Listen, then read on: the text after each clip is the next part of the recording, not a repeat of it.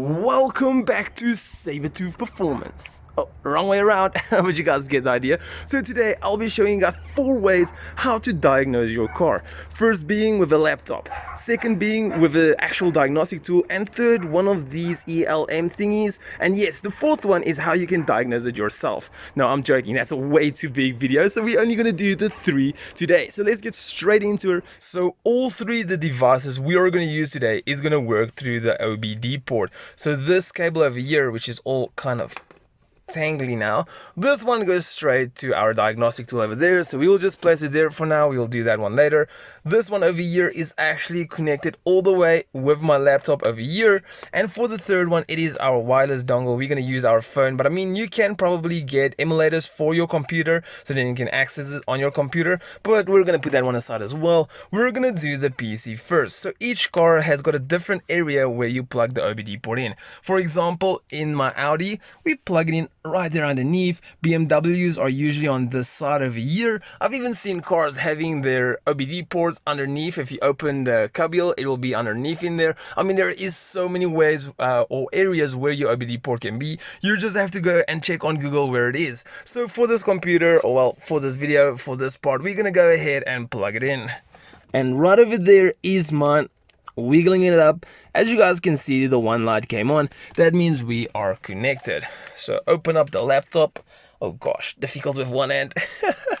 So we are gonna be using VCDS. So what we're gonna do is we are gonna turn our car on. Do not get me wrong, we're going to turn our ignition on, but the car itself is going to be off. So ignition on, car off. So usually in this way, most cars, you got to hold in clutch, you start it up. This is the automatic DSG, we got to hold in brake. We're not going to do any of that. We are just going to press the button in, and that's it. And right over there is our engine light. So don't worry about the rest. This one is because our handbrake is up. This one is because we're not wearing our safety belt. And this one will go away once we start the car.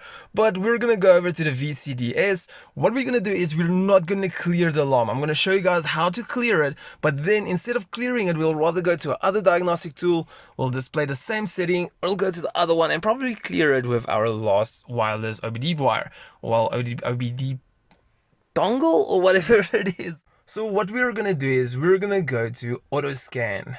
So we're gonna go into it. We can leave it at auto detect, otherwise you can go and place your car in. So we're just gonna go and place the car in, just probably because we can. So we are driving the A4. There we go, Audi A4, the 8K 2008 to 2015 B8. There we go, we're just gonna clear that up and we're just gonna say start. So the OBD device I am using is gonna try to access all the TCU and ECU and all of these things. So it's probably gonna try to go there, connect again. So we're just gonna press cancel. As you guys can see, there is all the info. So we've got our mileage here at the top. We've got our engine malfunctions. We got a few other things as well, but we don't care about that honestly at this current moment. We're only gonna go to the engine. So you're just gonna double click on it. You're gonna give it a moment. Okay, and we are in. So we actually have got 2 error codes over here. Wait, we've got 3. Okay, let's see what it is. So we've got an ECM power relay load circuit. So this one is actually to do, if I'm not mistaken, with your lights or a relay or something that is bad.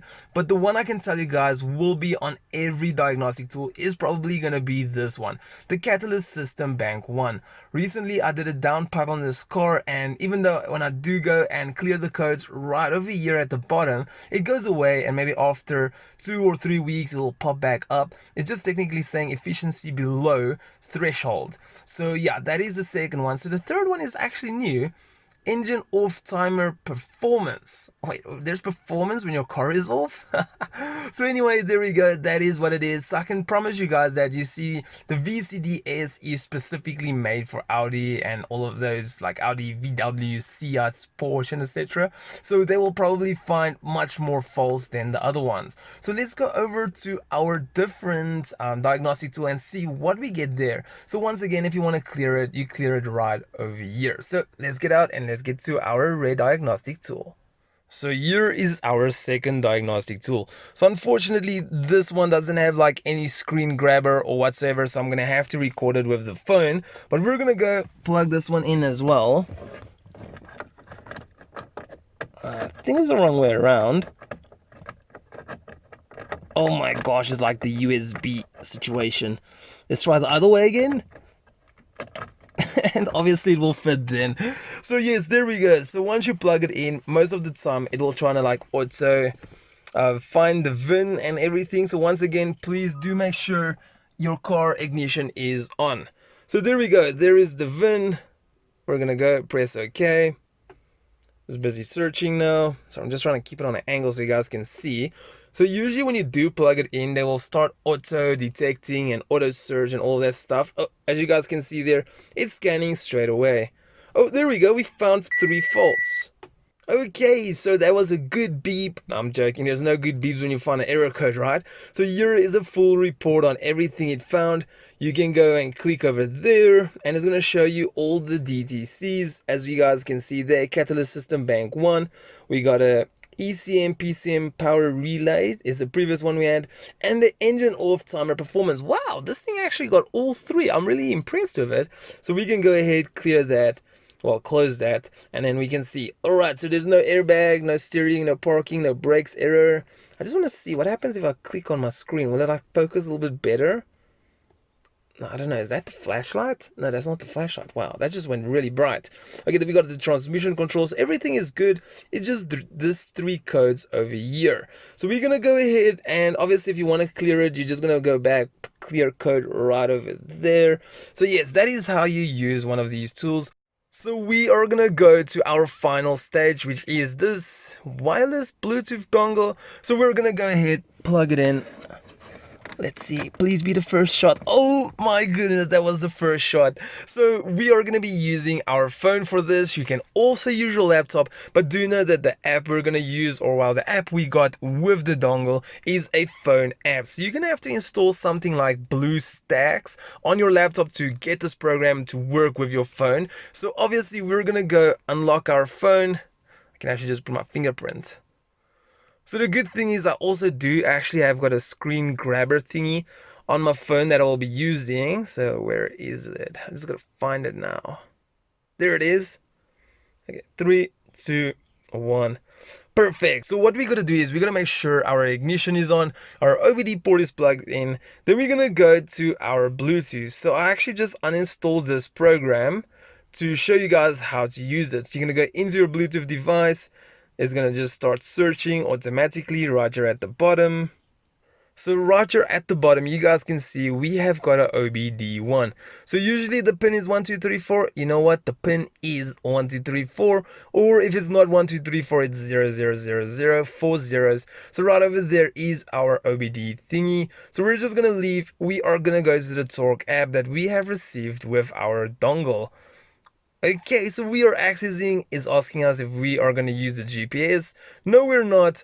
Right here at the top, it's showing the phone is connecting to the actual dongle, and the dongle is connecting to the car. When all of those are stable, it means it is currently connected to the car. So we're going to go right over here, press on fault, and we are going to click the screen. So these tools are usually taking much longer, so we got a process percentage bar right there at the bottom. So we're just going to wait for it to go to 100%. And it is finished. So right over here we can see we only have got one error code, which is the catalyst system. So obviously, as you guys can see, these diagnostic tools couldn't go so deep to find the other 2 errors as well. They only gave us this catalyst one, as you guys can see. So what we're going to do is we are going to clear it because we went through all 3 diagnostic tools. So we're going to click right over there. We're going to say clear faults, and right here at the bottom, yes, we understand. So this one is also going to take a while. So let's just let it quickly run through, completed, and perfect. So let me just stop the recording there. So now we can actually go switch off the car and switch it back on. So as you guys can see right over there, we are idling, our engine light is gone, and that is super cool. That is how quick it is to actually diagnose your car and find out what is wrong with it. So that is how you successfully diagnose your car with 3 different devices. So I'm going to give you guys a small review because you guys are probably thinking which one is the best to get. Honestly, myself, I am a computer person, so I'm going to choose the computer, obviously. But to be honest, the one that I'm using the most is probably going to be this one right over here. I can just leave it in a car when I'm at work, and people like friends or colleagues or whoever wants to diagnose their car, I can quickly just go. I've got my phone with me and it's a really quick process. Obviously, this tool is also really amazing. Honestly, between the big diagnostic tool over here and the laptop, there's not so much difference. The only thing is this one can only diagnose the engine. So having an airbag light or a power steering problem or an ABS problem or even a transmission problem, this one will not pick it up. That is why you'll be better off getting one of these two in that case. So without further ado, thank you so much for watching this video with me, and I do hope this helped you guys out a lot. I'll see you all in the next video. If you guys are new and you'd love to support it, hit the logo at the bottom right corner to subscribe. If you guys want to see similar videos, hit the if you want to see a similar video, hit the screens on the screen.